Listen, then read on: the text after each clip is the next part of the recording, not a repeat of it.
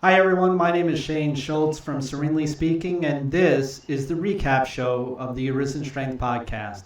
Folks, we do this show every Thursday night at 8 p.m. Eastern Time because we feel that there are far too many dreams, talents, and capabilities that are being suppressed for whatever reason.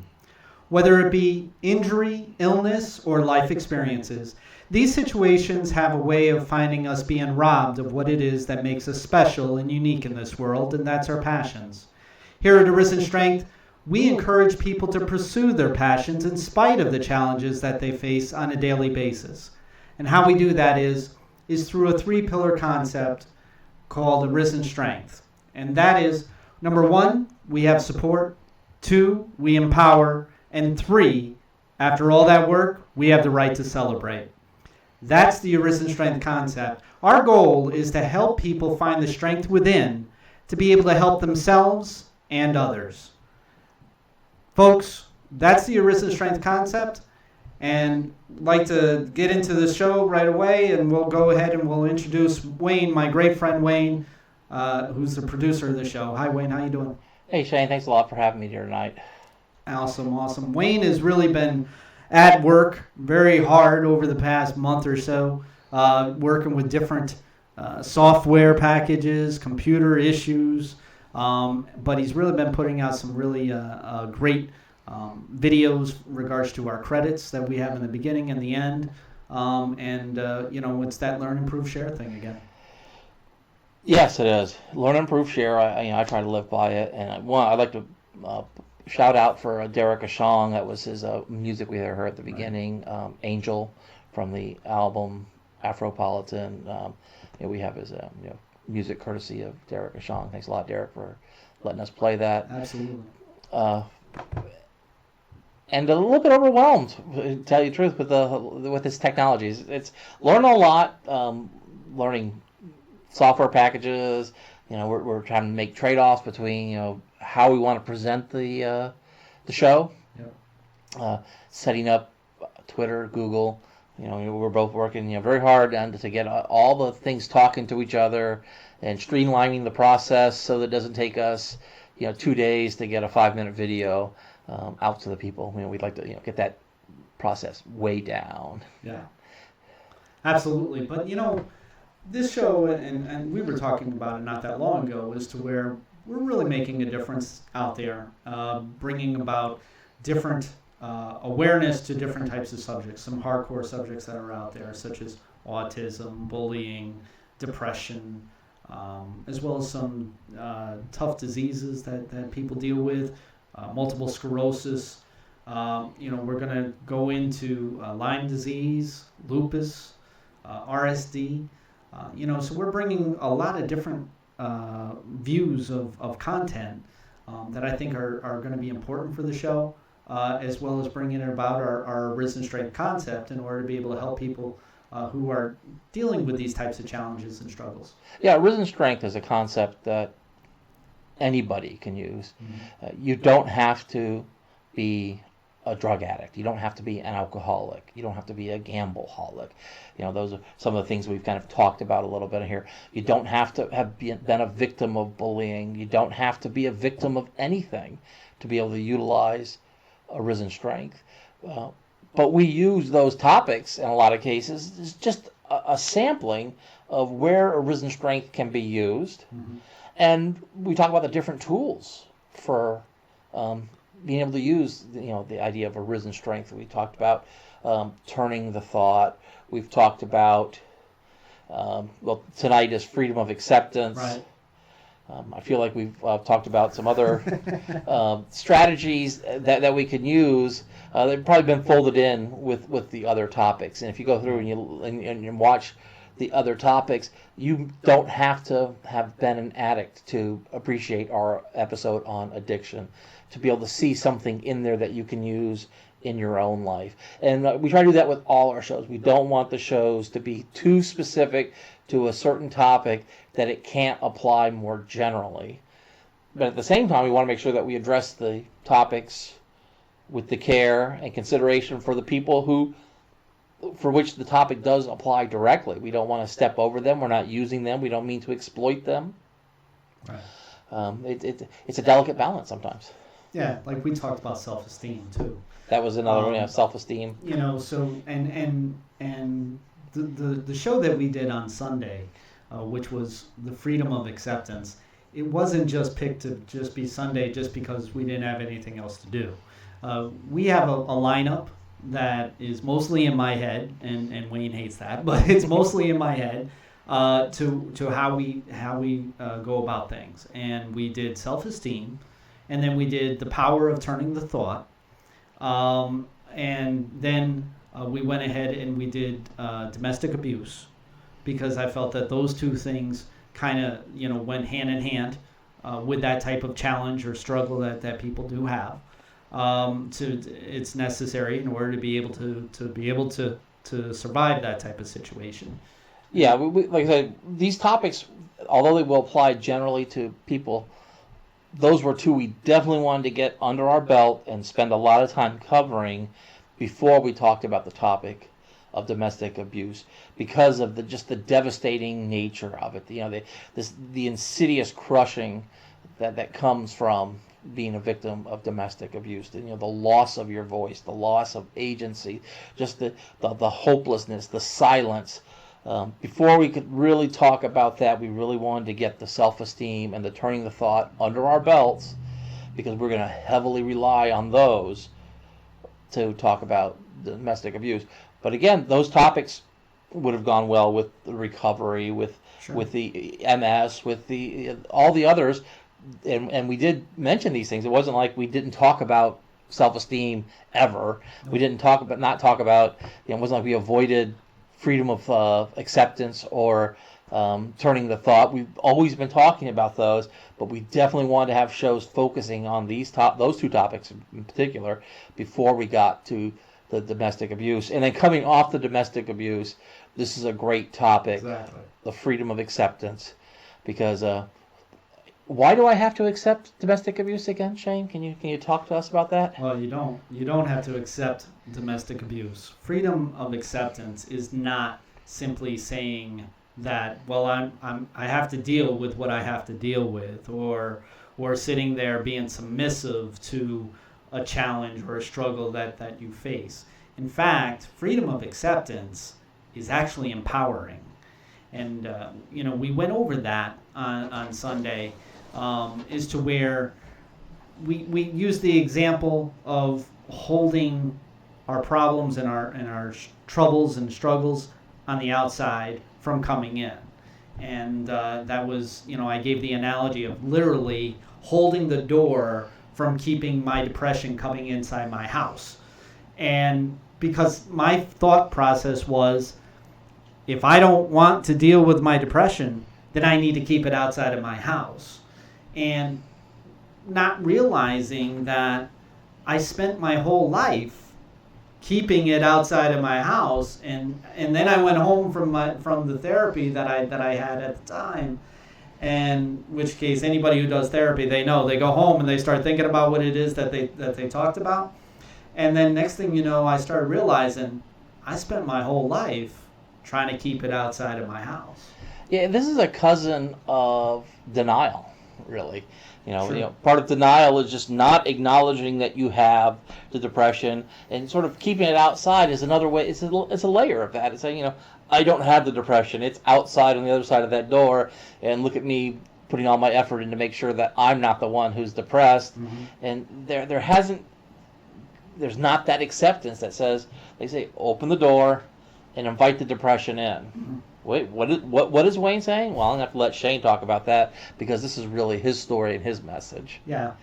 I mean, when we talk about freedom of acceptance, if you take that analogy of me taking all my effort, all of my thoughts, all of my strength, holding that door shut so that my problems, my challenges don't come into my house, well, I pretty much can only do one thing, and that's to hold on to that door.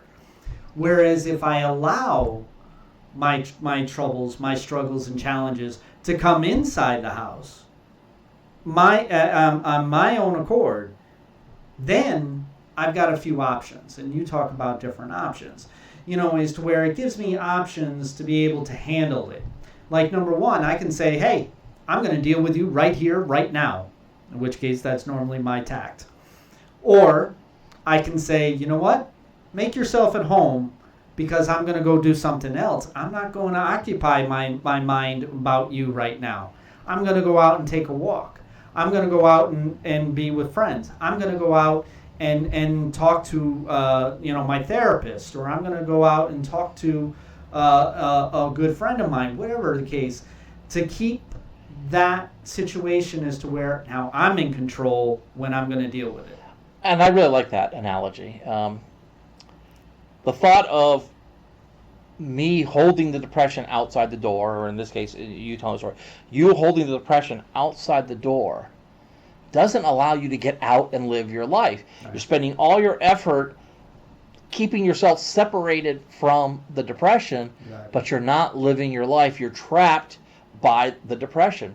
Where inviting the depression in, showing the depression a seat, yep. Saying, I'll be right back. I will deal with you as I need to deal with you, but for right now, there's a life for me outside this door. Yep. And being able to leave, and you're getting the separation from your depression that way. You're actually able to get out and experience life, to do some living. I like to talk about the difference between existence and the difference between living. Right. It really reminds me, I use the story when I talk about recovery, because the difference between abstinence and sober living or recovery, there's this abstinence is just this, which is important. You have to exist. You have to not drink. You have to really, or whatever your addiction is, you have to stay sober. But that's not enough. That's not enough in the long term. Sometimes that's what the short battle requires. Sometimes the short battle requires you to fight that depression at the door. Yep. But there does come a time when you have to move beyond that constant struggle with it. It has to always be there. You have to be aware of it.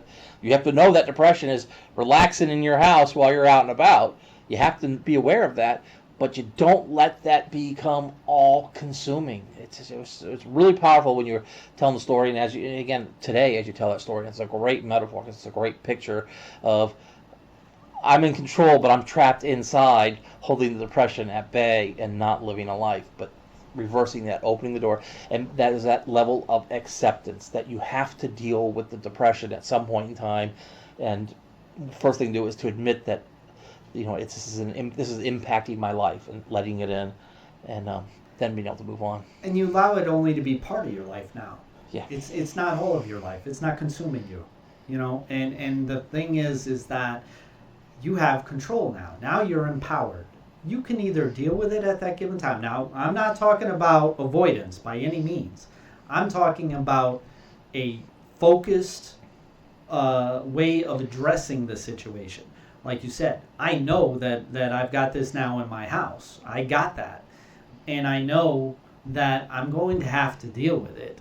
It's just now that I have more power on how I'm going to deal with it and when I'm going to deal with it. Because I don't have to deal with it all at once. I can sit there and I can say, okay, I'm going to deal with you for about an hour now. Okay? And then next thing you know, I'm like, all right, you need to sit back. And so I'll go do something else. And a lot of people, and I've talked to quite a few people this week, one in particular who's having a very tough time with depression and struggles and challenges that they face. And, it really reminded me of what it is that I went through.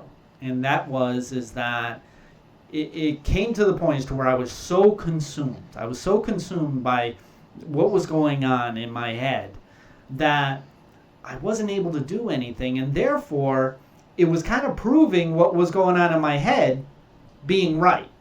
Because it was consuming me. It was like your situation where you lived in your home for a year and a half. You sat there and you didn't leave. You got to the point as to where you became not comfortable, but you became adapted and conditioned to be okay to live in your home and not go out that door. Yeah, that's people say this, and I have to own this part of it because people will say it. You were comfortable doing that, and it's not really comfort as much as it's familiarity. Right. And that's why, related to this acceptance, was turning the thought. Right. is if I don't turn the thought, then I don't ever get out of the house. Right. And probably the first step of turning the thought, at least to do it effectively, is acceptance. I had to accept my situation as it was, and I had to accept that if I didn't leave, I was never going to leave. Right. And the more that you stayed, the more that you were going to stay. And I had to accept that, and then turning the thought became a lot easier because now it was a choice of really life and death. It was a choice of existing versus living, and it was, making that choice to get out of the house. And really being able to do it, where before it was like almost that was like a fleeting thought. It was just I wouldn't consider it. I was overwhelmed by all the other things that were going on in my life. That even just the thought of being outside would set me off because I would start thinking of all the things I have to do before I could go outside. Sure. And that would keep me. I was just trapped by the thinking, and what was really holding me back is I hadn't really accepted my situation, and it got to the point where I had to accept I was never going outside again. If something didn't change, I was never going outside again. This was what my life had become. It wasn't that I was making a choice every day to stay in. I had gotten my life to the point where I had decided to never go out again. And I had to accept that, and then I could change it and say, you know what? Now that I've accepted that, I can actually do something different. Well, you also kept on starting your solution where the problem was. And we talked about that on Sunday too, was the fact that a lot of people, they start their solution where the problem is. Well, don't do that, because here's the problem. You've got a lot of resistance where the problem is, whether it be your own or whether it be a distorted thoughts in your head. You've got a lot of resistance that's there, and a lot of stuff that solution's got to get through in order to be free. That's why when I start a solution, I started ahead of the problem. And I envision it ahead of the problem, which again allows me to maneuver, allows me to have more control, to be able to shed that problem back in figuratively and literally, to the point as to where it's like, oh, you're behind me now, I can go ahead, I can go forward. And those are the little things that that we think about when we're in recovery, or when we're working on ourselves, to the point as to where we start realizing solutions instead of problems. And when if you start thinking, if you start focusing on solutions instead of your problems, watch and see what happens in your life, because it'll make a difference, because that it definitely did for me. There was a great word that you used in there, and that was a great phrase: distorted thinking. And that's really one of the keys here for the freedom of acceptance, is you free yourself from your distorted thinking. Yeah. That's really what the acceptance part here is. It's accepting reality for what it is. It's not accepting your distorted thinking of reality. Right.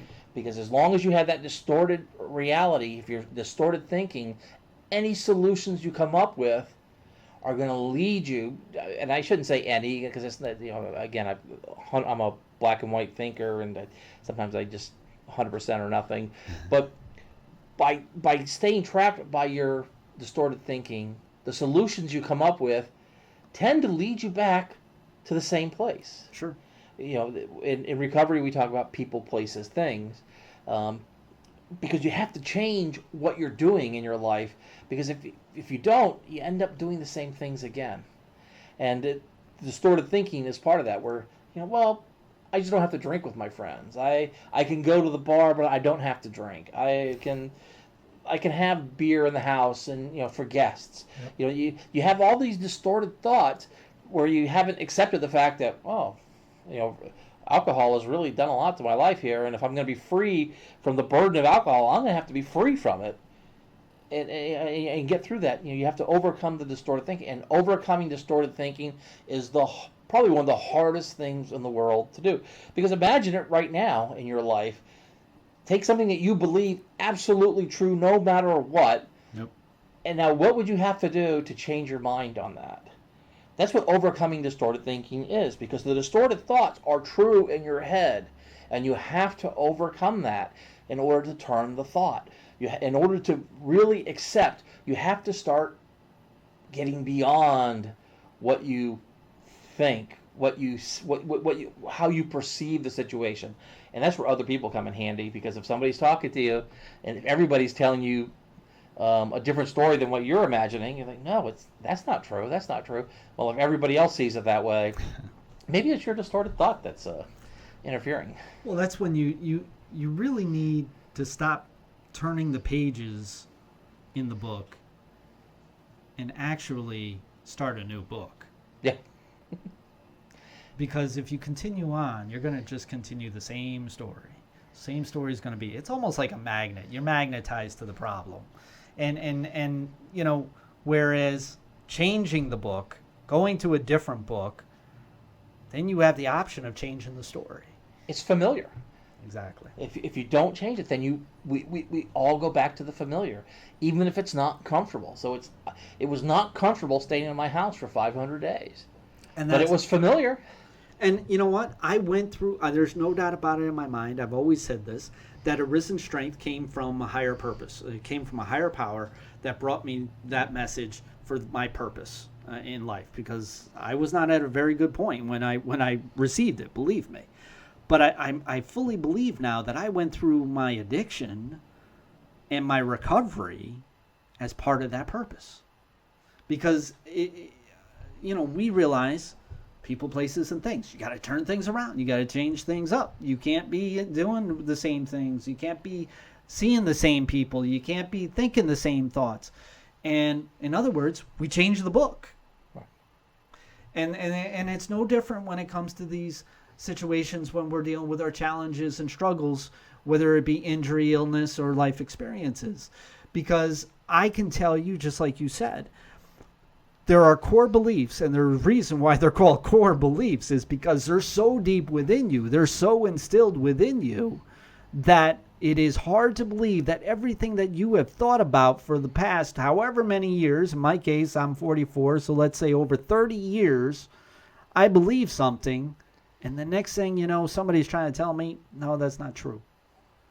And it's almost as if, like, you take your car and you gun it and you gun the accelerator and you go for about 5 seconds, and next thing you know, you throw it in reverse. It's painful. It's something that you just don't understand. It's something that you would never accept. It's something that you would say, why would I do that? Why would I go ahead and hit reverse when I'm going forward? Why in the world would I do that? Well, that's the problem. It is the fact that because you're continuing on in that same story, you're continuing on in that same familiarity, it feels wrong. But when you come to the realization and you start a new book, well, then you got a different story. And that story, imagine if that book had nothing written in it yet. Because now you have the power to make that book the way that you want to make it. You have the power in order to make that dream what it is that you want to do. You can pursue, whether it be going to school, whether it be getting a different job, whether it be pursuing a purpose in life, whatever that case may be, it's up to you. Imagine if that book was totally blank and it's all up to you. But you can't do that until you start grasping the thought of turning the thought, self-esteem, and what we talked about on Sunday, freedom of acceptance. I mean, those are the three, I believe, the three core values of the Arisen strength concept, to be able to help those the support, the empowerment, and the celebration. Because those three things can't happen until you have that foundation, of which is the self-esteem, turning the thought, and freedom of acceptance. So that's what we talked about on Sunday. It was a really great show. It was one that I was really proud of what we put out there. And so we're going to continue to talk about this. It's like Wayne said, we've always been talking about it. We just didn't, announce it, and we didn't put it into like a workshop type study to where we would be able to say, hey, look at this and see if it helps you. And I know that people have been watching the show. I know that people, kind of came to me and to talk to me about it. So, this is what we're going to do now. Now that we've introduced it, we're going to use it on a continual basis. So you'll hear us talk about freedom of acceptance. You'll hear about us turning the thought all the time when it comes to these types of things. So, so that was last Sunday's show. This Sunday's show, we're going to actually apply to when life gets hard. And, and I've really found a lot of people, and Wayne actually put a survey that's out there to a number of different places. What does it mean when life gets hard? Well, there's a whole lot of different things that we can talk about. We can talk about illness. We can talk about injuries. We can talk about work situations. We can talk about family situations. There's a whole lot of things that make life get hard. And now we're going to be able to talk about how it is that Wayne and I utilized those foundation points to be able to get through those times when we found that life got hard. And I think that's going to be fun to do, and it's going to be educational. Yeah, I'm looking forward. That's going to be that's this Sunday. That's June 28th, 8 p.m. Yeah. There's either going to be a live broadcast, or there's going to be we'll get the episode out to you for 8 p.m. No, here's what we're going to do. We're changing things right here and now. Executive decisions. You can hear the wheels turning. It's a done deal, because I've been talking about it and thinking about it for far too long. What we're going to do is we are going to do a taping of the show beforehand, and then we're going to broadcast the show on time at 8 o'clock every Sunday and every Thursday. And then what we're going to do is it's going to allow us, and it's going to empower us to be able to interact with our audience more and more, whether it be through the Chatsy room, whether it be through Twitter, whatever the case may be. That allows us to be able to do that. Yeah, if you're going to interact with us live through the Chatsy room. That's what we're going to be. Yep. During the week, of course, we have Twitter, we have Facebook. Yep. We're out there. The chat room's open actually 24 hours a day, 7 days a week. Right. So I think there's a lot of ways to interact with us, and we'll be able to experiment. Facebook has a timed release option too, for you can get a video uploaded and ready to go, and then set a time for when it'll be released. So we'll get the videos up early, and then we'll have them set so that 7:45, 5 to 8, Mm-hmm. 8 o'clock. Yep. But we got to make sure that we have enough time to do the uploading and processing, and we'll figure it out. Making movies is not as easy as I thought it was. Yeah, this not is point and shoot. It's not easy, but you know what? We have used all the points of the foundation that we've talked about. We've come to the points to where we know that we've got content. We know that we have a product. We know that we have the skill set. It's just that we haven't utilized it, and we just need to work it over time. The rest of this year, the remainder of this year, is learn, improve, share. We're going to get it to the product as to where we're going to do this as to where it becomes more natural, and then when it comes to 2016, we're going to hit the ground running. But in the meantime, we're not going to stop talking about some hardcore subjects. We're going to talk about Lyme disease. We're going to talk about the diseases and illnesses that come from mold, which is the show that we're going to be doing. We're going to talk about suicide prevention. We're going to talk about RSD. We're going to be talking about some hardcore subjects as well as some foundational points, continual, just like we did over this past month. And in the meantime, learn, improve, share. We're going to get better and better and better.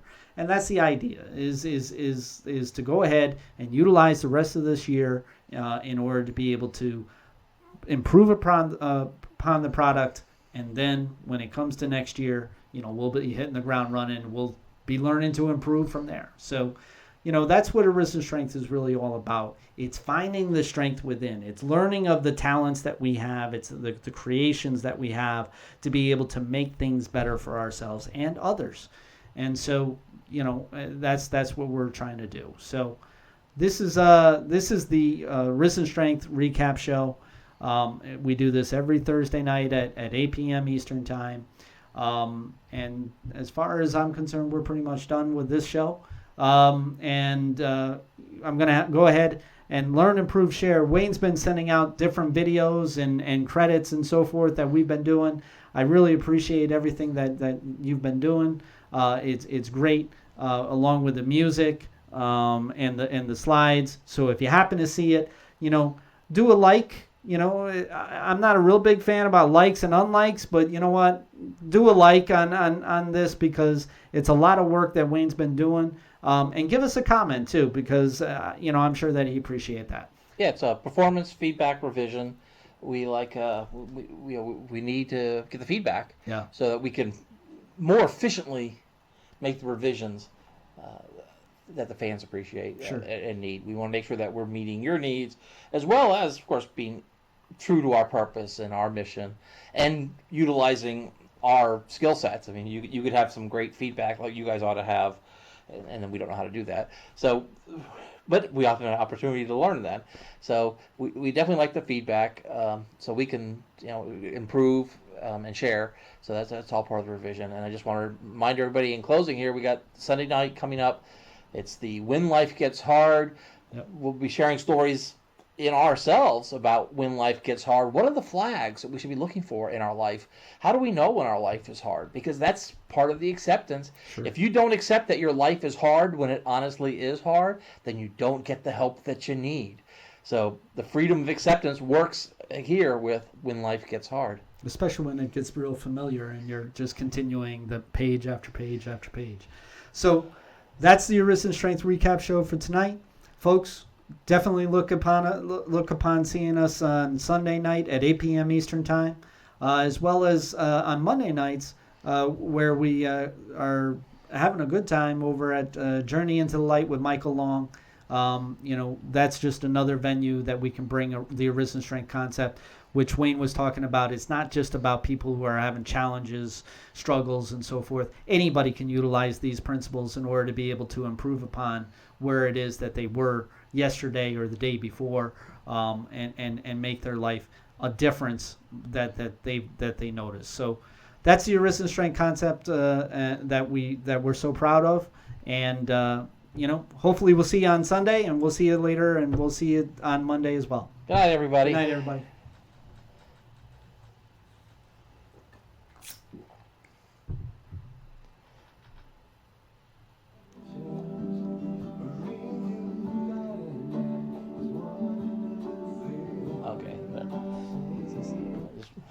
Well, they have the music started a little earlier at the end, but just wanted to, I was flashing the, well, you'll see it here. Well, everybody won't see it because I'm going to have to make the movie now. Oh, God damn it, stop that.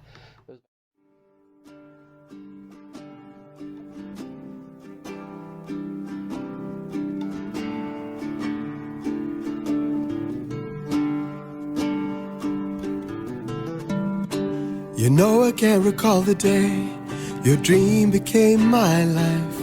I've lived an eternity with you by my side. You by my side. Like the sun and the moon I've seen, that your light reflects mine. And riding together we have conquered the skies. But for so long I failed to see the truth as I searched for a fantasy that lived within you. Said, how did you know that you'd be my angel when your wings were trapped into my heart? Where did you see that we would be wonderful and our dreams would live where we are?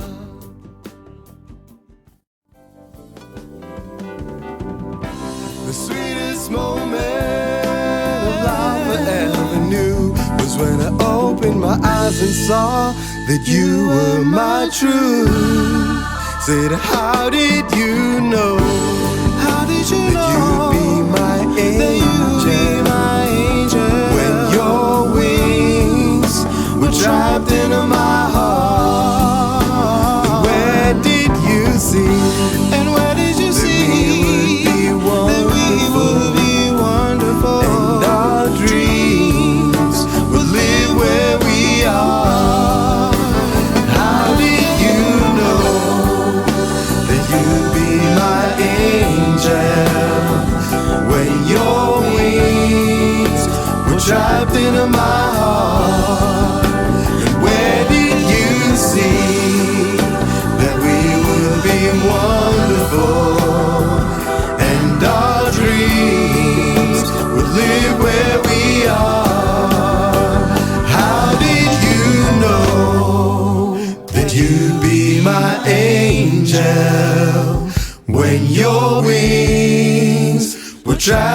my heart.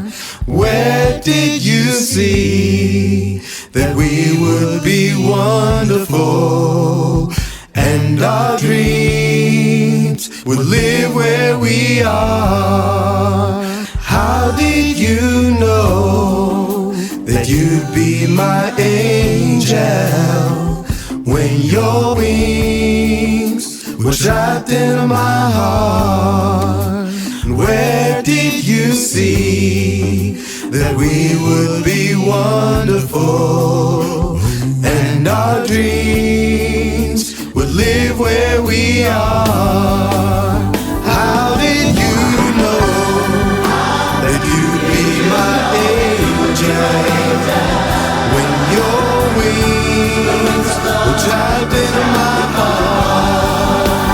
Where did you see